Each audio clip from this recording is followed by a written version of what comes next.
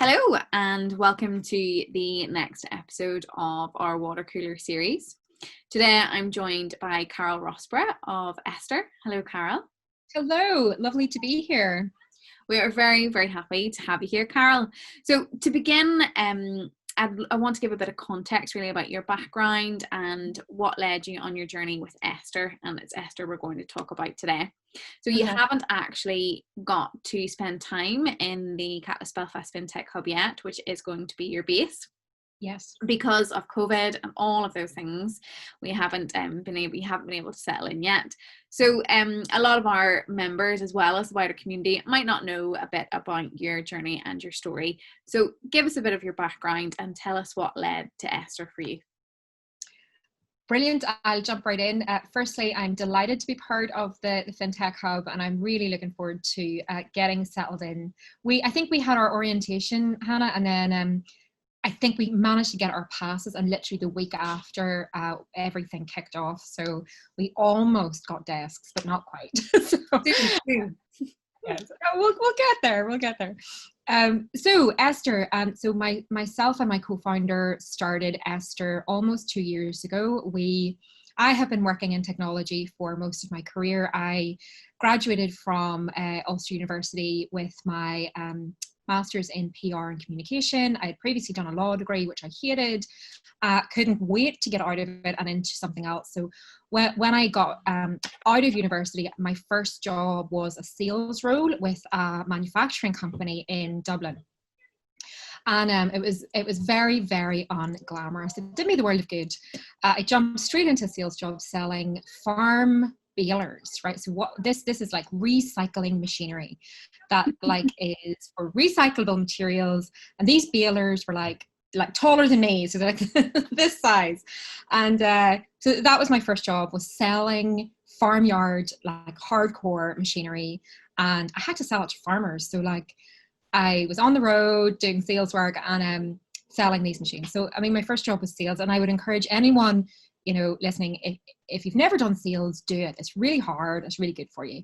So, and then I jumped from there into tech marketing, and very quickly fell in love with technology. I've always been interested in emerging tech, always been very curious, always worked within sales and marketing within startups. So I've worked for 4 previous startups, working on launching products into the US, heading up lead generation teams, and my previous role was working in Fortune 500 account management, selling SaaS technology to large Fortune 500 brands.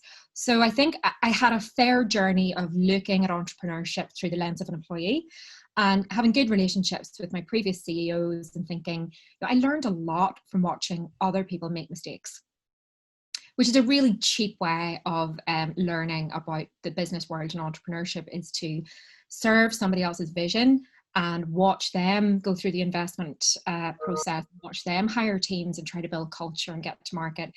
And so from that point, I got really, really curious about a venture which turned into Esther. So I started with the co-founders course at Catalyst, which was wonderful.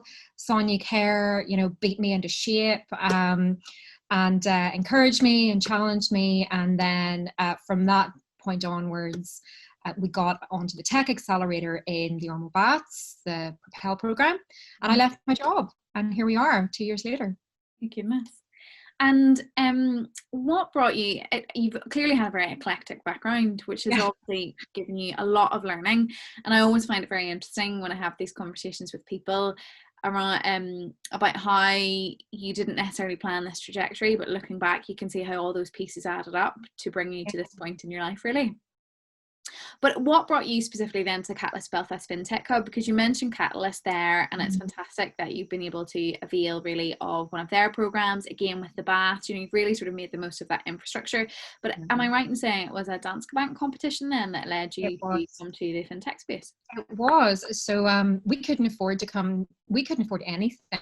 Like we had zero money. We had a tech grant from TechStart to build the MVP. And so we were completely reliant on the kindness of the business community to house us. So Propel had us for, I think it was a year. And then after that, we were kind of out on our own for a bit. And then we did the Digital DNA startup competition, Mm-hmm. and we won that. And part of that prize was the year of space in the Danske Hub, which we were thrilled about because we've already had this great relationship with Catalyst, and through our journey we've had the great introduction to Alex Lee and the FinTech Hub, the FinTech NI Group, which is a really great charity organisation set up to kind of promote FinTech within Northern Ireland. So we already had these links with Danske, our Catalyst, and FinTech NI. So it landed us directly where really we should be. And so yeah, we're excited to get started. That's brilliant. And I think without further ado, you need to tell everybody listening what Esther is about. It's fantastic company. Really exciting stuff. Yeah, I love it. I mean, I'm biased, but I think it's great. So. Well, I love it, and I'm not biased, albeit you are supposed to be a member of the hub, but I just think it's just fantastic, just what it can do for people. So do tell us, please. I'll give you my elevator pitch. So what we do is we tackle inner city poverty through peer-to-peer giving. So what Esther does is it connects people who want to help anonymously with people who are verified to be in need within your own community. So we work alongside very trusted charity partners like food banks, women's shelters, community groups, walk-in organisations who do a great job of relationship building with people in need. We have some assessment criteria with our partners, and they are able to log on to their Esther platform. They've got their own little charity account, and they can register people in need onto the platform. So we're building up this database of community through our charity partners. And then as a donor, you're able to give directly to that person in need. You get a little bit of a story as to why the person's in need, why they're in the situation they're in. And quite often we branch these into programs. So there's maybe a homeless program that we have a group of charities that are working with us on that. And we have a young mothers program, and we work with a group of charities there. And so you get to choose a program, but then you get allocated a profile. Okay. It's not necessarily 1-to-1. Sometimes it's about a 10-to-1 ratio, supporting a person in need. So it doesn't feel like a huge responsibility. You know, if you don't donate 1 month, that doesn't mean that person doesn't get a donation, but it does mean that you get to journey with a real person who is in need within your own city. Mm-hmm. The product end of it and the platform end of it is quite unique. So our people in need, our friends in need on the streets, receive donations on a prepaid debit card. So this is an Esther card. The donation gets dispersed by Esther out onto the cards, and then we're able to see all the financial transactions and do our KYC, AML checks, anti-money laundering, and kind of make sure that people aren't abusing the card or it's not being taken off them or stolen.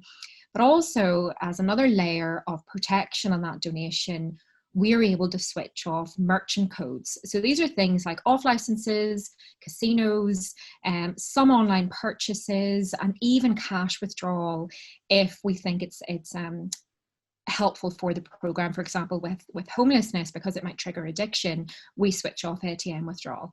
But they can spend it on anything else: clothes, shoes, coffee shops, groceries, hostel accommodation, even kind of counselling and mental health services. And so we do protect that donation as much as we can to serve the needs of the person. So that's what we do. It's end-to-end, peer-to-peer giving. And that's what we're doing. We're bundling charitable services and giving the donor a much more direct and transparent and trusted route to helping people in their own city. Yeah, I just think it's incredible what you guys do. So to just clarify, because that was wonderfully comprehensive, but just for my sake as well, because I know there are slightly different avenues of this. So what happens is, say I wanted to give to someone in need, and I wanted to do that in a more personal way. Let's say, quite often, you know, you hear these sort of worrying statistics about 80% of your donation to some big charities actually goes into admin or running the company, as opposed to the people who need that money. So with yourselves, what would happen is I'd want to support somebody. So I would offer to be someone who gives a donation. And then that donation would go directly to an individual that I would get some sort of profile about. So I would know who I was helping. But then the other side of things is then that you were talking about there, you find those people who are in need, and you know those people are in need because you work with the charity partners. Am I getting the gist of that right? Absolutely. We don't bypass the charity. We actually think that the charity have a really crucial role to play in society. So I think some people come against charities thinking, you know, they're terrible organizations and they're falling apart and they're, you know, they're very untrustworthy. Many of them are, but there are wee gems within the communities that are really brilliant at what they do. And what the charity does very, very well is relationship. So at Esther, although what we do is peer-to-peer financial support, we believe, and it's one of our brand values, is that money doesn't solve problems, but communities do. So we have a strong focus on financial provision to stabilize somebody's income, to take the weight of poverty off their mind. But it leaves them then free to work on other aspects of their growth, like mental health, like how to cook, like how to parent better, how to have healthy relationships within their family unit.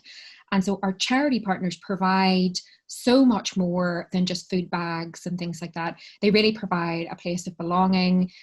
We call them urban families. We call them homes. You know, each of our recipients needs a home, and we choose our charity partners very carefully. The things that we're looking for within a partner are that they have great relationship environments for people in need, that they run things like coffee mornings and breakfast clubs, that they do after school activities, to really provide that structure and that support around people in need, because poverty is so much more than not having enough food on the table and not having enough money. Quite often it's systemic isolation, and sort of being in maybe generational poverty where you've never seen anything different other than how you've been brought up and how maybe your family have coped with poverty throughout your lifetime. And so we really value and work very hard on that relationship with our charities. And we know that every person we take on in terms of our profile, that not only are they being cared for by a home charity, but they're also able to work through soft services. So our caseworkers, our charity caseworkers, will sit down with an individual and say, right, you know, we have this incredible opportunity for you. You're going to be able to get on the Esther platform and you're going to be supported by people in your own city. And that's a big thing as someone in need. This isn't coming from an organization. It's not a government grant. It's not benefits. These are people. You know, and a lot of donors don't have a lot of money themselves. You know, they're on like a basic wage, but these are people supporting you as a recipient. And so there's this feeling, and we've been doing research on this as well, from a recipient perspective. A lot of what we hear from them is, I feel like people are cheerleading me on. You know, I've never had anyone believe in me before. I can't believe people are helping me. So it does a lot for their self-esteem, knowing that they're not just receiving a charity. This is people supporting you. So they feel that love, you know, they feel that kind of support. So it's so much more than just giving people money. It's really about self-esteem and empowerment, and making these really valuable people in our city know that they're valued and they're cared for and they're seen and they're heard and they're supported. So that's our main aim. And money's part of it. Money's a big part of it, but it's really about building those relationships. Even the language you use there, it's, you know, such empowering language. And in effect, what you're saying is, if I give money in this way, if I choose to do that, that money is part of a bigger ecosystem, which is about looking at that whole picture for what people need, that holistic program, like, to change their circumstances. Right. And it goes back to Maslow's hierarchy of needs, which we talk about quite a bit in our own team, is you know, what we're seeing. If you think about Maslow and you think about the rungs on that basic needs ladder, you've got basic needs at the bottom, which is food, shelter, clothing, you know, warmth. And a lot of these people don't have that, or they have to choose between one or two of those things every month. Maybe they can't afford the electricity, but they can put food on the table, or they'll put food on the table, but they can't put petrol in the car. And so it's this constant fight or flight mechanism in their minds. But the charities come further up Maslow. So you've got education programs and budgeting skills and mental health and all that kind of thing. If you try and focus a counselling program on someone with mental health, but they're in constant crisis, it's never going to work. And we see them go through these programs for maybe 6 to 12 weeks, and then they just fall right back to where they were before that. And so what we're focusing on is partnering with that charity to ensure that people going through counselling also have a stable income, and that it's long-term sustainable development work, not just bombing people through a program that's funded by the government and then they fall back in. And this is why we see government programs and poverty alleviation programs, they just aren't working. And that's proven the long-term benefit just isn't working. And so we're taking this much more holistic approach of pulling really good organizations together on the charity side and saying, look, let's partner, let's do this differently. And they've been wonderful. I think that was a big risk for us in the beginning, was would charities work with us? Would they see us as a threat, or would they be willing to give this a go? And we've been very, we've worked really hard on those relationships. And so it's gone very well for us. And we're branching out into London, partnerships in London, and also partnerships in Denver, Colorado. It's our first kind of beachhead pilot into the US. So we're excited to kind of have piloted and figured a lot of stuff out in Belfast and kind of worked really hard to get this right. And now we're kind of confident enough to kind of move that ecosystem environment structure. Well, let's try it in London. Let's see how it works with there. And also let's try it in Denver as well. And I think COVID has accelerated the desire for local giving, which goes in our favor as well. So it's kind of timely, we're hitting that market at the right time. So there's so many interesting points on that, which we can't talk about all of them today. Yeah. It's just absolutely fascinating. But one thing I'd like to go back to that you mentioned around, a bit of research you've been doing recently. I suppose there's two questions here for me. One is, have you or are you going to do any research longer term on this to look at actually ways in which it is helping to help create that structural change potentially in terms of how we support people who need that little bit of empowerment or have found themselves in circumstances that aren't maybe the most advantageous? Have you done any, and or will you do any? And also, there was something else. Answer that one first, because there was a question off the back of that and I really wanted to ask, so it'll come back to me, it'll come back. You're 100% right. The more research the more data that we can gather on how this partnership and this collaboration mechanism really works, the more we hope to change policy on a national and a global level. So, our aspirations as a business, yes, to be a for-profit company that takes investment, that is a global movement, city by city. We want to make a massive social impact. We also want to make a huge return for our investors, but also with that success, we hope to then push that up into government and really lobby for social change and legislation change, policy change. So we need to do research, and it's something that we're looking into in terms of partnership with Queen's and Ulster University, and making sure that what we're seeing happen within charity partnerships is actually documented and scientifically proven. So, I mean, that is definitely something we're looking to do more of. If anyone has any connections within the research teams in those universities, we are kind of pulling on contacts right now, but if you have any more on that, I'd love to hear from you. Super. Thank you for that ask, and hopefully someone in the community will come back to you. The other question that I wanted to ask around that was, obviously it's still relatively early days for Esther, and perhaps you can just remind me how long you've been going for. Yeah. But within that, what sort of trajectory of support do you see your donors receiving? And is there a longer term plan for how that plays out, so that that support isn't just suddenly taken away one day? Because one of the key points you've made there is about how it facilitates the opportunity for people to engage with these soft skills and development in softer areas that really is so vital. So what way does that pan out as someone comes to the end? And I appreciate you might not be there yet because it is early days for Esther, so some insight would be really good. Right. We've thought about this a fair bit. Say, for example, you're a young mother raising children, and you are likely to be in that situation for a long time. That's likely to be a long-term program. And what we would aim to do within that long-term program, I mean, at the minute we're thinking 3 to 5 years is a very basic minimum for a young mother. We would hope to kind of work through and make sure she has the resources she needs to care for her children and herself and her home. So that's kind of the long-term thinking along those lines. What we would want the charity partner to do would be to continue to set goals and aspirations with that family. And we are looking at family units, what is next for that family? Is it an after school club? Is it possibly looking to be reskilled? Or is she not there yet? She never will be there, possibly taking on some volunteer hours with the partner charity, maybe even looking to help some other women within the Esther program in her area.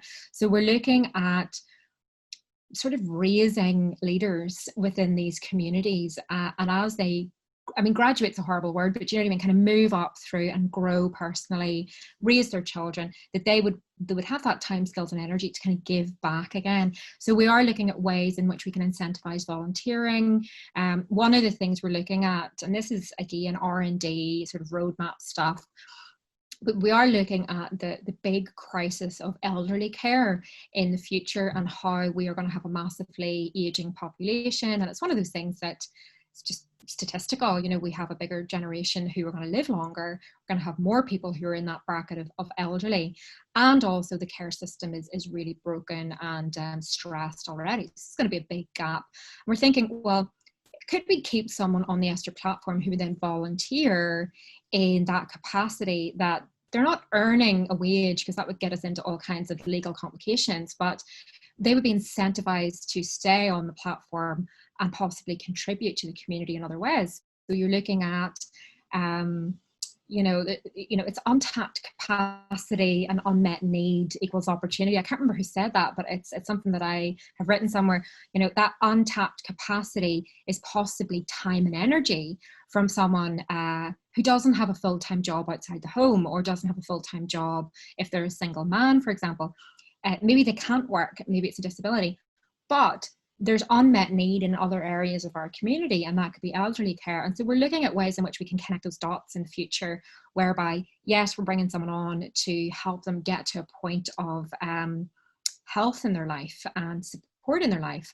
But what do they want? You know, how can they feel like they have a purpose beyond taking support? So we're looking at different ways. And I would love to hear your advice on that. We're very open to conversation about how would you like this to go as a community, because this is Belfast project. You know, we provide the tools and the platform, but essentially it's people helping people.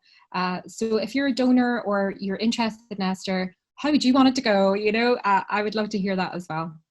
And that participatory engagement really is a lot about what this is about. You know, it's about you working with charity partners, it's about peer-to-peer giving, and actually for that to help grow the business, and also look about what the longer term trajectories were, I think is a really great form of sort of leadership and development that you could advocate through this and marshal through this.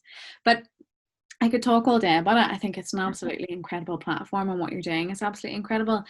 But we will wrap it up there. So for anybody who is wanting more information, or perhaps can get back to you on any of your asks, Carol, where can they find more out about you, and how can they contact you? Brilliant. Get on Twitter.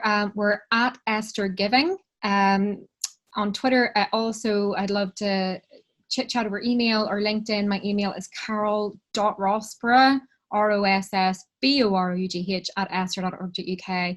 I would love to, you know, if you know anyone in the research space, if you would like to give me your thoughts on long-term community development work, I'd love to hear from you. So yeah, reach out and say hi. Well, thank you very much for joining us today, and I wish you all the best, and we'll hopefully see you back in the hub in the not too distant future. I can't wait.